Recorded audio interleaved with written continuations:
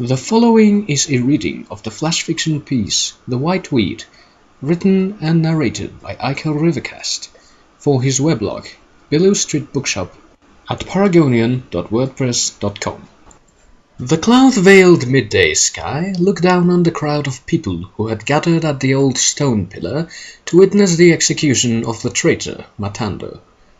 This was a joyous occasion, for, rest assured, everyone present was eagerly anxious to see the traitor's head roll upon the dry desert sand, and his blood spilled on the age-old stone out of which the pillar had been built. Everyone, that is, except the traitor himself, and one other living being, of which there were not many 4 miles around, a dull-looking white weed, which had been growing around the pillar for far longer than anyone cared. But nobody lent a thought to the weed, as all eyes were set on the traitor. Matando was a traitor in the truest sense, for he had betrayed the trust of the Pamphilus family and their allies when he had refused to pledge his allegiance completely to them.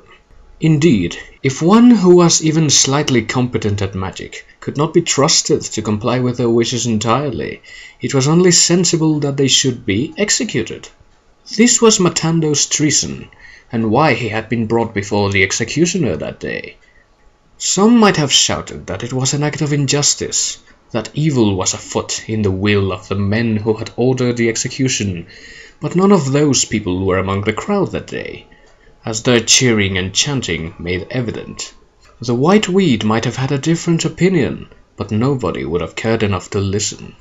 Is your mind at peace? The man who had spoken was, evidenced by his attire and his proximity to the condemned man, the one meant to bring the blade down on Matando's neck. He was a large man, for one of smaller stature would not have been fit to handle the enormous axe which he carried upon his shoulder.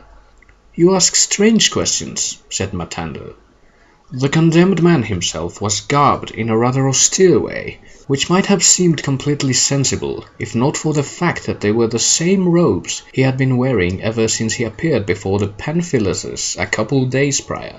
He had been given an advanced warning to appeal to them, and he had heeded it, which meant that he had plenty of time to choose the robes he would wear when appearing before the people who held his fate in their hands. Regardless of how redundant his choice of clothing seemed when he was about to be executed, it certainly made an impression on the ones who had him sent to his death. The Pamphiluses had found not only the cloth, but the fact that he had worn it willingly, quite repulsive. The white weed found it kind of endearing, but it had no way of letting its opinions be known. "You make me curious," said the executioner. "You willingly give yourself up to have your life forfeit, and you think my question strange? I must say, I find you more than a little intriguing." "And are you?" said Matando, "for even now you seem to forget what the most important detail about this entire affair is." "You've got me at a loss," the executioner admitted.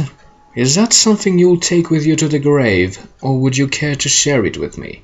For this is your last chance to make that choice." "It's very simple," said Matando. "I appeared before the Pamphilus family at my humblest, wearing my humblest rags and sporting my humblest smile, and even though they knew I am no stranger to the magical sciences, they took unrequited pity on me and allowed me to choose the location of my execution." "So it was you who decided that you'd breathe your last breath at this rock in the middle of nowhere?" asked the executioner. "I'd be suspicious that you had some trick up your sleeve, some subversive friends waiting to trounce us hiding somewhere around here, but all I have to do is turn my head to see that we are all alone in the middle of the desert. Why would you choose this place if all it means is that you've no hope of escape?" "There's something special about this spot," said Matando. The white weed knew what he was talking about, but lacked the means to share it with anyone. "You haven't heard of this place before?" "I can't say that I have." "It's a place for people to disappear. In the past, many people like myself, magic practitioners especially, gathered here to exercise the art of disappearing." "There's nowhere to disappear to," said the executioner. "The sand is dense and hardened, the air is thin, and there is nothing around except for this old pillar. Surely you'll not be saying that it's hollow and stuffed with dead bodies?"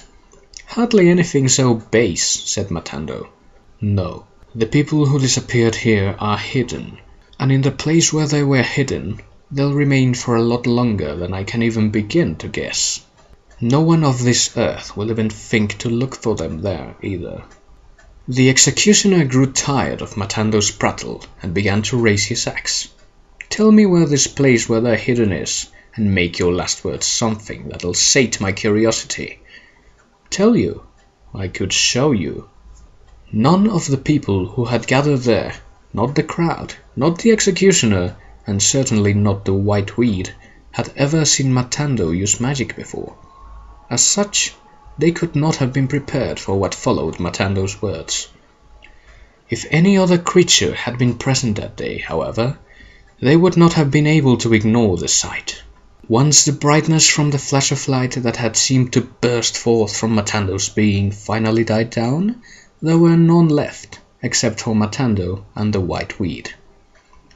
Nothing more of interest happened then, save for Matando getting up, dusting himself off, climbing down from the pillar, and going off to where he was sure the Panphiloses would never find him.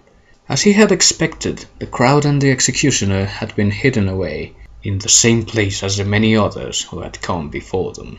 He'd sent them to a place where nobody would ever find them, speak to them, look upon them with any sort of emotion, or care about them in the slightest.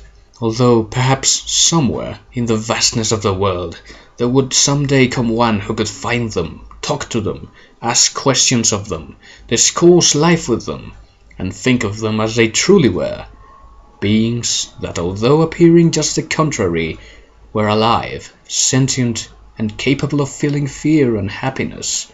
But what do I know? After all, I am but a white weed, and anyone has yet to talk to me.